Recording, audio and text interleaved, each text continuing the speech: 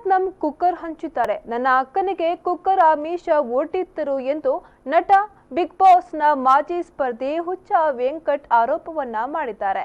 ಮಂಗಳೂರಿನ ಪ್ರೆಸ್ ಕ್ಲಬ್ನಲ್ಲಿ ಮಾತನಾಡಿದ ಅವರು ರಾಜಾರೋಷವಾಗಿ ಮತವನ್ನ ಕಂಡುಕೊಳ್ಳುತ್ತಿದ್ದಾರೆ. ಮುನಿರತ್ನಂ ಸಿಕ್ಕಿದ್ರೆ ಎಕ್ಕಡ ತಂದು ಹೊಡಿತೇನೆ ಎಂದು ಕುಡುಕಿದ್ರು. ಒಬ್ಬ ಮುನಿರತ್ನಂನಿಂದ ಕಾಂಗ್ರೆಸ್ಗೆ ಕೆಟ್ಟ ಹೆಸರು ಬಂದಿದೆ. ರಾಜಕೀಯ ವ್ಯಕ್ತಿಗಳು ನನ್ನ ಎಕ್ಕಡ ಸಮಾನ ಎಂದರು. ನಾನು ಒಂದು ದಿನ ಪ್ರಧಾನಮಂತ್ರಿಯಾಗುತ್ತೇನೆ. ಆಗ ವಿಧಾನಸಭೆಯಲ್ಲಿ ಪತ್ರಕರ್ತರು ಇರುತ್ತಾರೆ. ಸಿದ್ದರಾಮಯ್ಯ ಒಳ್ಳೆಯ ಕೆಲಸ ಮಾಡಿದ್ದಾರೆ. ಮೋದಿಯವರಿಗೆ ಗೌರವ ಕೊಡುತ್ತೇನೆ.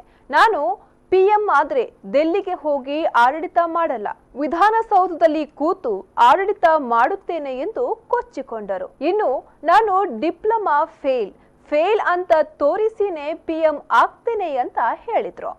ಮುನಿರತ್ನ ಅವರು ಮುನಿರತ್ನ ಅವರು ಕಾಂಗ್ರೆಸ್ ಪಕ್ಷದವರು ಎಲ್ಲರಿಗೂ ಕುಕ್ಕರ್ ಹಂಚ್ತಿದ್ರು. ನಮ್ಮ ಅಕ್ಕ ಫೋನ್ ಮಾಡೋರು. ಅಕ್ಕ ಫೋನ್ ಮಾಡಿ ನಿಮ್ಮ ಮನೇಲಿ ಎಷ್ಟು ಓಟ್ ಇದೆ ಹೇಳಿ, ಜನಕ್ಕೆ ಕುಕ್ಕರ್ ಕೊಡ್ತೀನಿ. ಸರಿ, ನಮ್ಮ ಅಕ್ಕ ನನ್ನ ಜೊತೆ ಇದ್ರು 20 ಸರಿ ಫೋನ್ ಮಾಡ್ತಾ ಇದ್ದಾರೆ.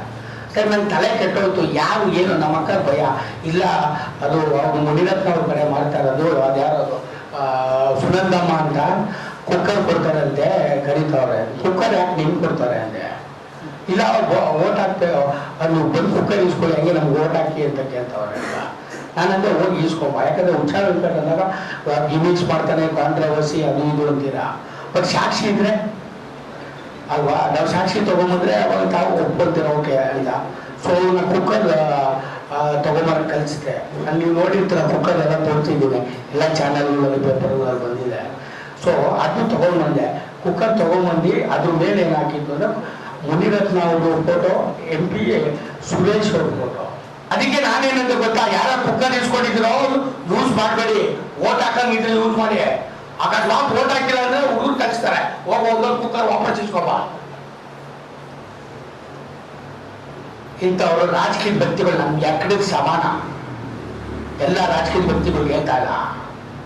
ನೀವು ಯಾರು ಜನರು ದುಡ್ಡು ಜನರಿಗೆ ಕೊಟ್ಟೆ, ನಿಮ್ಮ ಮನೆ ದುಡ್ಡು ಅನ್ನಕ್ಕೆ ನಿಮ್ ಜಯದಿಂದ ಕೊಟ್ಟ ಮುನಿರತ್ನ ಅವ್ರೆ.